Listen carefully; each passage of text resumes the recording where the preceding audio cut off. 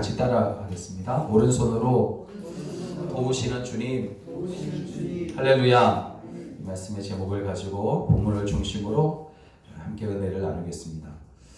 성경을 이렇게 쭉 보다 보면 오른손이라는 말을 참 많이 사용합니다. 이 오른손이라는 의미는 성경에서 단순히 오른손잡이라고 하는 그런 말이 아닙니다. 그 의미가 더 중요한데, 왼손을 쓰는 사람도 참 많이 있지만 대부분 힘도 있고 능숙한 오른손을 사용을 합니다.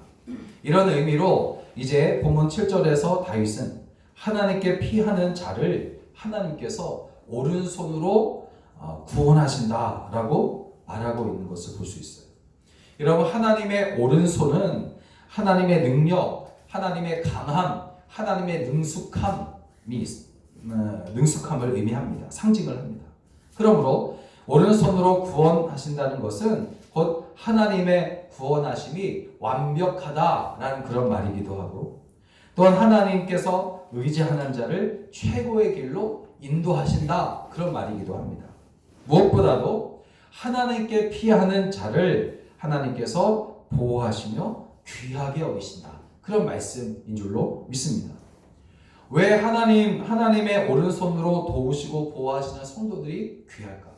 왜 하나님께서 성도들을 그 오른손으로 도우실까? 그 능숙하고 강하고 능력 있는 그 오른손으로 왜 성도들을 도우시고 보호하실까? 얼마나 성도들이 귀하면 그럴까? 라고 우리는 질문할 수 있어요.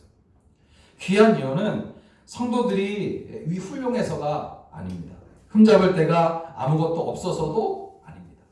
하나님께서 정말 태초에 모든 자연 만물 가운데 하나님의 형상대로 지은 존재가 사람이기 때문이기도 하겠지만, 그러나 그보다 더 귀하게 여기시는 이유는 오직 하나님께서 그리스도 예수의 피로 값주고 사셔서 하나님의 소유가 되었기 때문인 줄로 믿습니다. 예수님은 하나님의 독생자로서 만왕의 왕이요 만주의 주요 또 온 우주 만물을 다스리시는 통치자이십니다. 세상 그 어떤 아름다움도 주님의 그 아름다움과 비교할 수 없고, 세상 어떤 가치도 주님의 소중함에 비하면 초라할 뿐입니다. 이러하신 예수님을 요한계시록 1장을 보니까 이렇게 표현하는데, 그분의 영광은 너무나도 눈부셔서 우리의 육신의 눈으로 쳐다볼 수도 없는 높으신 분이다, 그렇게 이제 소개를 합니다. 그런데 하나님은 그런 아무 흠도 없고 잘못도 없고 정말 지극히 아름다우신 우리 주 예수 그리스도를 죄 가운데 더럽기만 한 나의 죄를 용서해 주시려고 십자가 위에서 온갖 고통을 다 당하시고 죽으셨단 말이에요. 이처럼 하나님은 성도를 죄악에서 구원하시려고 너무나도 값비싼 그런 대가를 지불하셨기에 성도들을 향한 하나님의 사랑과 관심은 각별할 수밖에 없는 것입니다. 그러나 문제는 우리가 힘든 일을 만날 때마다 하나님의 이러한 오른손으로 도우시는 그 도우심과 인도하심을 의심하기를 반복한다는 사실입니다. 우리의 눈과 지식으로 보기에는 정말 넓고 편안한 그런 길이 우리 앞에 딱 놓여져 있는데, 그 길을 내버려 두고 그 길로 가지 말라고 하시고 오히려 좁고 불편한 길로 인도하는 것 같을 때, 과연 하나님은 강하고 능력이 있으며 그 능숙한 오른손으로 우리를 도우시고 계시는가 하는 그런 의문을 품게 된다는 것입니다. 그러므로 의심함으로 시험에 빠지지 않기 위해서는 우리가 반드시 알아야 할 하나님의 말씀이 있는데, 하나님의 지혜는 우리의 지혜와 비교할 수 없을 정도로 넓고 깊다는 지혜입니다. 이 지혜를 우리가 가지고 있어야 돼요. 이사야 55장 9절을 보면 하늘이 땅보다 높음 같이 내 길은 너희 길보다 높으며 내 생각은 너희 생각보다 높다라고 말씀하세요. 그러니까 이런 우리의 생각으로는 지금 하나님의 인도하심이 최고의 것이 아닌 것처럼 보여도 그것이 가장 좋은 것으로 주시려고 섭리하시는 하나님의 뜻임을 믿음으로 고백해야 한다는 것입니다. 여러분, 언제나 하나님은 의로운 자를 의뢰하는 자를 능력의 오른손으로 구원하시고 최고의 솜씨로 능숙하게 인도하신다는 사실을 여러분 믿으시기를 주의 이름으로 축원합니다. 이러한 믿음이 있을 때에 여러분 우리의 상황이 아무리 열악할지라도 평안을 누리며 즐거워할 수 있게 될 것이기 때문에 이 사실을 성경 말씀은 우리에게 증거합니다. 잠언서 3장 5절 6절을 보니까 너는 마음을 다하여 여호와를 신뢰하고 내 명철을 의지하지 말라. 너는 범사의 그를 인정하라. 그리하면 내 길을 지도하시리라. 또 이사야 26장 3절에 주께서 심지가 견고한 자를 평강의 평강으로 지키시리니 이는 그가 주를 의뢰함이니이다 라고 말씀하고 있어요. 그렇다면 그리스도인으로서 오른손으로 보호하시고 인도하시는 하나님의 사랑에 대해서 어떠한 믿음과 또 신뢰하는 태도를 가져야 될 것인가? 하나님께서 우리를 오른손으로 보호해 주신단 말이에요. 그 보호해 주시는 그 하나님의 사랑에 대해서 우리는 어떠한 삶을 어떠한 모습으로 하나님을 바라보아야 되겠느냐 하는 것입니다. 첫째는 오른손으로 보호하시는 하나님을 우리가 사랑해야 할 줄로 믿습니다. 사랑하는 마음을 가져야 돼요. 7절을 보니까 다윗은 이렇게 말합니다.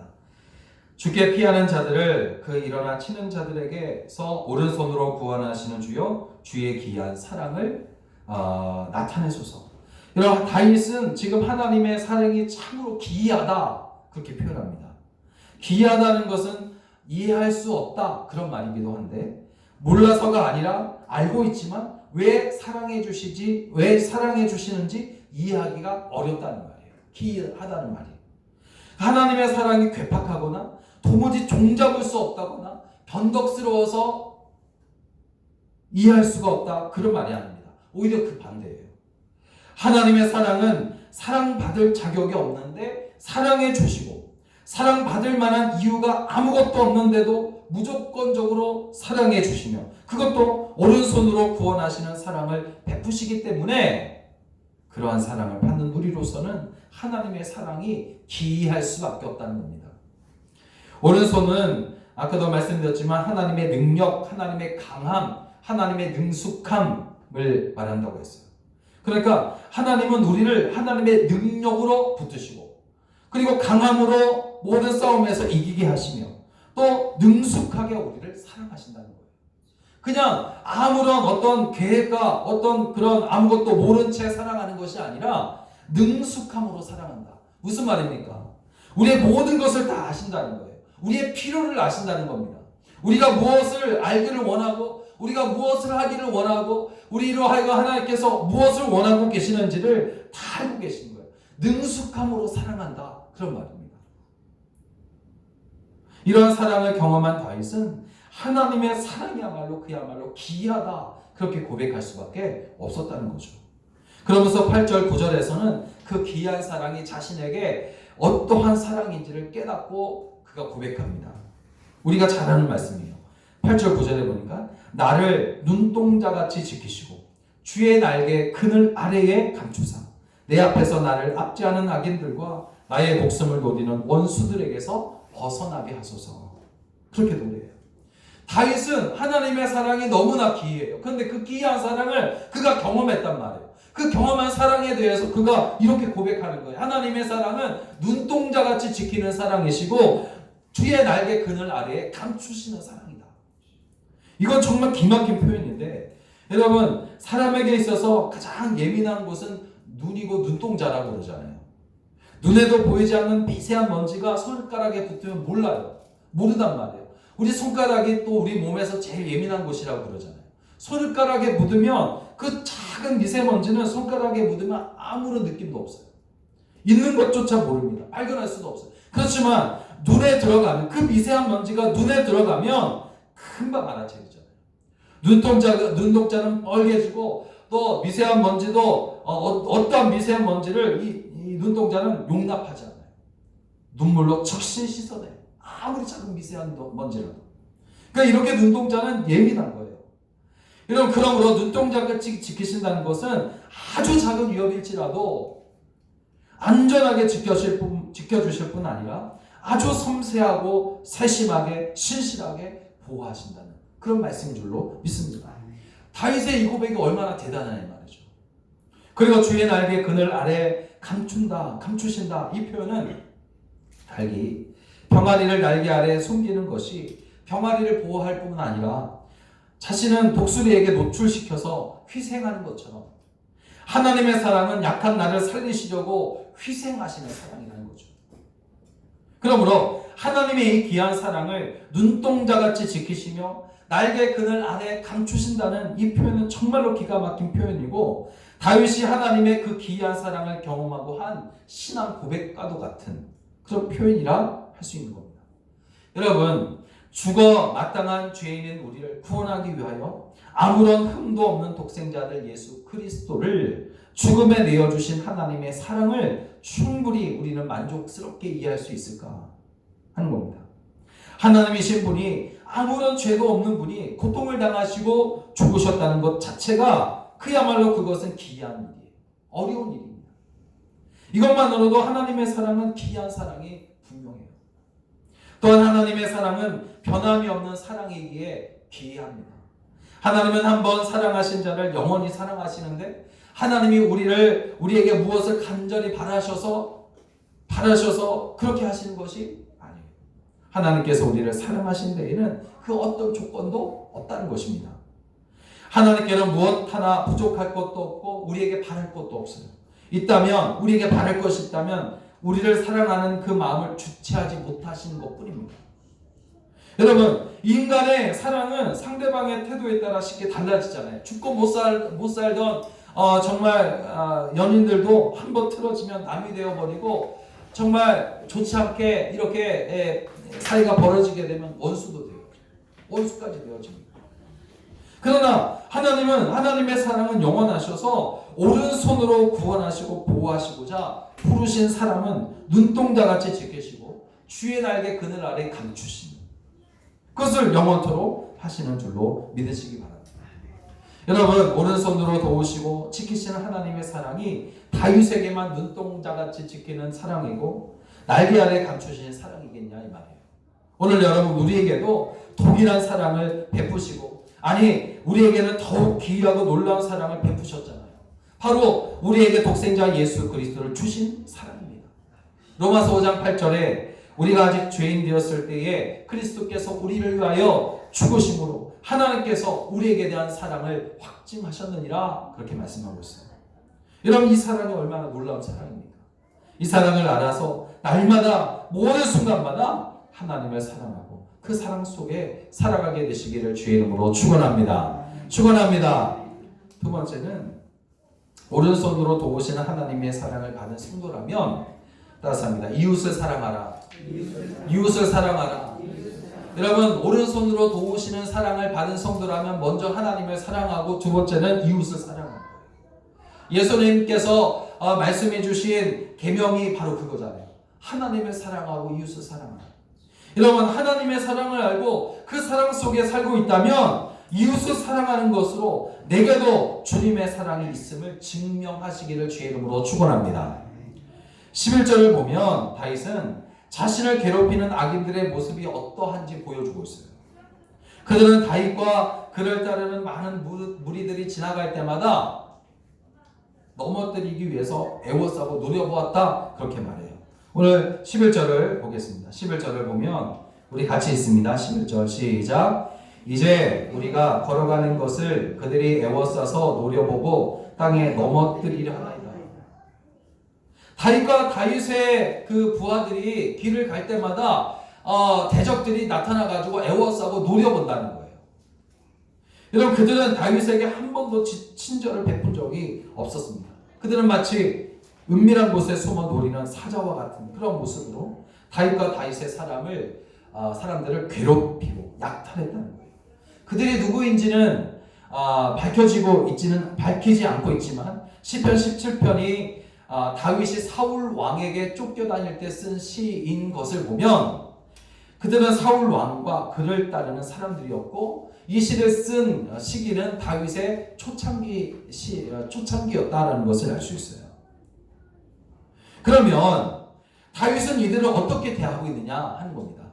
다윗은 그들이 자기에게 대하듯이 똑같이 대하고 있지 않아요.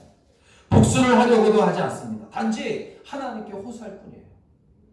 물론 이를 두고 쫓기는 입장에 있는 다윗에게 원수를 대적할 힘이 없어서 하나님께 호소하는 것뿐이라고 말하는 사람들도 있어요. 그렇지만 그게 아니에요. 오히려 다윗은 두 번씩이나 자기를 추격하는 사울 왕을 죽일 수 있는 기회가 있었단 말이에요. 그 부하들도 다윗이 우리가 죽일 수 있습니다, 그렇게 말하기도 했단 말이에요.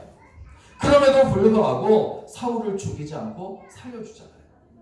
즉 다윗은 선을 악으로 갚는 사울 왕의 악한 짓을 몇 번이고 선으로 갚았다는 것입니다. 여러분, 이렇게 다윗이 악을 악으로 갚지 않고 선으로 갚는 사람이었다는 것을 이제 그가 노인이 된, 지금 초창기 때에도 이랬는데 노인이 된 말년에, 다윗의 말년에 시므이라는 사람을 살려준 사건을 통해서도 그가 끝까지 이렇게 악을 선으로 갚는 사람이었다는 것을 말해주고 있어요. 무슨 얘기냐면 다윗이 인생의 말년에 아들 압살롬의 반역으로 인해서 신을 신지도 못한 채 도망치는 일들이 있었잖아요. 그때 오래전 사울 왕을 따르던 부하 시므이라는 사람이 도망가던 다윗의 뒤에 돌을 던지면서 막 저주를 퍼붓는 거예요. 그것 봐라, 내가 내 사울왕에게, 내 주인 사울왕에게 이렇게 잘못했으니 네 아들에게 지금 쫓겨나고 있지 않느냐, 아마 그렇게 말했을 거예요. 막 저주하는 거예요, 시므이라는 사람이. 그러자 다윗을 따르던 사람들이 우리가 시므이를 죽이겠습니다, 그렇게 허락해 주십시오. 그러니까 다윗에게 간청을 하니까 다윗은 그렇게 하지 못하도록 딱 막아서는 거예요. 그리고 얼마 후에 반역을 다 진압하고 나서 이제 예루살렘으로 돌아왔지만 시므이를 벌하지 않고 그를 더 용서해 줍니다. 그리고 그에게 사랑을 베풀어 줘요. 다윗이 그런 사람이었어요, 말년에도. 그 다윗이 주변에 많은 적대 세력들이 있었음에도 이스라엘 역사상 가장 위대한 왕이 될 수 있었던 이유는 바로 여기 있어요. 이렇게 원수까지도 용서하고 사랑하는 마음이 있었기 때문이었다 하는 겁니다. 그럼 마태복음 5장 43절 44절을 보면 예수님의 산상수훈에서 내 이웃을 사랑하고 내 원수를 미워하라 하였다는 것을 너희가 들었으나 나는 너희에게 이르노니 너희 원수를 사랑하며 너희를 핍박하는 자를 위하여 기도하라. 주님께서 말씀하세요. 그리고 사도들에게 이 말씀대로 악을 악으로 갚지 말고 악을 선으로 갚을 것을 당부하셨는데, 우선 베드로 전서 3장 9절을 보면 베드로는 예수님께서 가르치신 대로 자신도 그렇게 행하며 성도들에게도 똑같이 당부합니다. 어떻게 당부하냐면 악을 악으로, 욕을 욕으로 갚지 말고 도리어 복을 빌라. 이를 위하여 너희가 부르심을 입었으니 이는 복을 유업으로 받게 하려 하십니다. 그렇게 당부해요. 그리고 바울도 마찬가지예요. 로마서 12장 17절에 아무에게도 악으로 악을 갚지 말고 모든 사람 앞에서 선을 도모하라. 그렇게 말해요. 여러분, 우리는 악을 악으로 갚지 말고 선으로 갚을 수 있는 그런 큰 믿음, 큰 마음을 가져야 할 줄로 믿습니다. 그런 마음을 갖게 해달라고 여러분 기도하시길 바랍니다. 여러분, 상식적인 이야기로, 우리 세상의 모든 상식적인 이야기로는 악은 악으로 갚아야 되고 선은 선으로 갚아야 돼요. 그것이 정당한처럼 들려요. 그렇지만 죄인을 위하여 자기 생명을 버리신, 우리가 아직 죄인 되었을 때에 자기 생명을 버리셔서 우리를 구원해 주신 우리 예수 그리스도의 마음을 품은 성도라면 악에 대하여 선으로 갚을 줄 알아야 할 것입니다. 다윗은 예수님이 오시기 천년 전의 인물이었지만 이미 이 원리를 따라 살았던 사람이에요. 오른손으로 도우시는 하나님의 사랑을 받고 있음을 우리가 믿는다면 여러분, 이러한 다윗을 본받고 우리 주 예수 그리스도의 말씀에 순종하여 원수에게조차 사랑을 베풀고 선으로 갚는 그런 성도가 다투시기를 주의 이름으로 축원합니다. 마지막으로 오른손으로 도우시는 사랑을 받은 성도는 따스합니다. 주님만으로 만족하자. 할렐루야. 오른손으로 도우시는 사랑을 우리가 받은 거예요. 여러분, 우리 하나님의 그 오른손으로 도우셨다는 것은 하나님의 능숙한 능력을 말하잖아요. 강함을 말하잖아요. 그것은 무슨 말이냐면 하나님께서 우리를 도우실 때 최선을 다해서 도우셨다는 거예요. 우리를 도우실 때에 그냥 대충으로 그렇게 도우신 것이 아니라 우리에게 모든 것을 다 쏟아부으셨다는 그런 말씀이에요. 그러니까 여러분, 그런 사랑을 받았다면 우리는 어떠해야 되겠냐 이 말이에요. 다시 한번 따라서 합니다. 주님만으로 만족하자. 다시 한번 주님만으로 만족하자. 할렐루야. 다윗은 여러 환난에서 하나님께서 자신을 오른손으로 보호하신다는 것을 체험했고 알고 있었어요. 하나님께서 함께 하신다는 사실이 여러분 세상이 주는 권세와 명예와 비교할 수 없다는 것을 알고 있었던 다윗은 그러한 은혜를 하루도 빠짐없이 받고 싶었어요. 하루도 빠짐없이. 여러분, 그리고 그렇게 할 수 있는 방법은 매일 아침 잠에서 깰 때에 가장 먼저 하나님을 찾는 것이었어요. 여러분, 그렇게 그는 날마다 하나님의 임재하심과 은혜, 그 사랑을 체험하며 살았던 거예요. 어떤 특별한 그런 비결이 있었던 것이 아니에요. 오늘 말씀 보니까 내가 잠에서 깰 때에 하나님으로 만족하리이다. 무슨 말입니까? 하나님의 그 오른손으로 보호하신 그 사랑을 하루도 빠짐없이 간직하고 싶어서, 그 사랑을 매일같이 경험하고 느끼고 싶어서 그가 한 일은 뭐냐면 깰 때마다 하나님을 바라보는 거예요. 깰 때마다. 이런 많은 부하들이 따르고 세상 부귀영화가 다윗을 만족시킨 것이 아니에요. 매일 아침 깰 때에 주님을 만나는 것으로 만족했다는 사실입니다. 그래서 15절에 나는 의로운 중에 주의 얼굴을 배우리니 깰 때에 주의 형상으로 만족하리니 17편을 마무리합니다. 여러분, 다윗의 신앙생활에 있어서 아침 기도 생활이란 하나님과 만나는 아주 특별하고도 황홀하고도 신비한 그런 생활이었어요. 이런 사람들 중에는 아침형 인간도 있고 저녁형 인간도 있어요. 그러나 일반적으로 사람은 아침형 인간이고 아침에 일어나서 하루를 시작하잖아요. 그러나 하나님을 믿는 성도들은 일반 사람들과 다른 점이 있어야 되는데, 그것은 일어나자마자 깰 때에 하나님께 나아가 그 앞에 엎드리는 것입니다. 기도로 오늘 하루 주님과의 동행을 강구하고 모든 일이 주님의 뜻과 영광을 드러내는 것이 되게 해달라고 맡겨드리는 기도를 올려드리는 겁니다.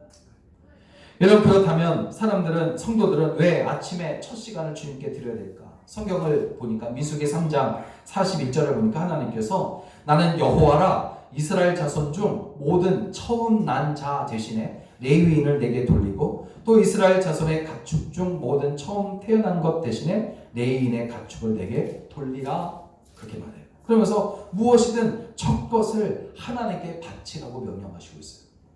새벽 기도를 드리는 의미가 바로 여기에 있습니다. 성도들이 새벽 기도로 아침을 시작하는 것은 하루의 첫 시간을 주님께 돌린다는 의미예요. 성도가 하루의 첫 시간을 기도로 시작한다는 것은 하루 중 가장 소중한 것을 주님께 드린다는 것을 의미합니다. 또한 주님을 존중한다는 것이에요. 첫 것을 드린다는 것은 그만큼 가장 귀한 것을 드린다는 것이기 때문에 그것은 나의 첫 것을 받으시는 그분을 존중한다, 그런 말이에요. 그러므로 여러분, 하나님의 오른손으로 도우시고 지키시는 사랑을 받고 있는 성도는 아침에 일어나자마자 깰 때에 주님 앞에 나와 자신을 맡겨드리므로 세상 것에 마음을 빼앗기지 않도록 항상 조심해야 할 겁니다. 모든 마음과 영혼이 항상 주님께로 향하도록 여러분, 깰 때에 주님께 집중하시기를 주의 이름으로 축원합니다. 여러분, 하나님의 오른손은 강하고 능력 있는 손이요, 능숙한 손이라고 했어요. 그 손으로 우리를 도우시고 사랑하신다는 것은 먼저 우리를 가장 귀하게 여기시고 존중해 주신다는 그런 말이에요. 그렇다면 우리는 어떠해야 되겠냐는 거죠. 하나님께서 첫 번째를 좋아하시는 것을 알았다면 우리는 하루의 첫 시간을 하나님께 드릴 수 있게 되기를 바랍니다. 깰 때에 주의 형상으로 만족하리다. 따라서 합니다. 깰 때에 주의 형상으로 만족하리이다. 할렐루야. 이렇게 노래했던 다윗과 같이 잠에서 깰 때에 가장 먼저 하나님을 찾는 여러분 되시기를 주의 이름으로 축원합니다. 사랑하는 여러분, 우리는 인생을 살아가는 동안 생각지 않게 원하지 않는 고난을 당할 때가 반드시 있어요. 악인들로부터 공격을 당할 만한 그런 잘못을 범한 일이 없는데 그들로부터 또 공격을 당할 때도 있고 핍박을 당할 때도 있습니다. 그때에 오른손으로 보호하시고 지키시는 하나님의 사랑을 가지고 있는 성도들은 어떻게 해야 될 것인가? 억울하고 분한 일을 당한 그대로 갚아주고 싶은 그런 마음이 일어날 수 있습니다. 그러나 그때에 정말 그리스도인이라면 하나님의 그 오른손으로 보호하심을 받은 그 사랑을 받은 사람이라면 하나님의 사랑을 경험한 성도라면 먼저 하나님 앞에 엎드려 호소하고 하나님께 맡겨드리는 기도가 드려져야 될 줄로 믿습니다. 그리고 오른손으로 도우시는 하나님의 사랑으로 날마다 세상을 이기며 살기 위해서는 다윗처럼 하루가 시작되어지는 가장 첫 시간을 주님 앞에 엎드려 기도하고 예배드리며 시작하게 되시기를 주의 이름으로 축원합니다. 하나님께서 그렇게 하는 성도를 책임지시고 다음에 오는 사랑으로 끝까지 하실 것이기 때문입니다. 이런 사랑 속에 날마다 살아가시기를 주의 이름으로 축원합니다. 기도하겠습니다.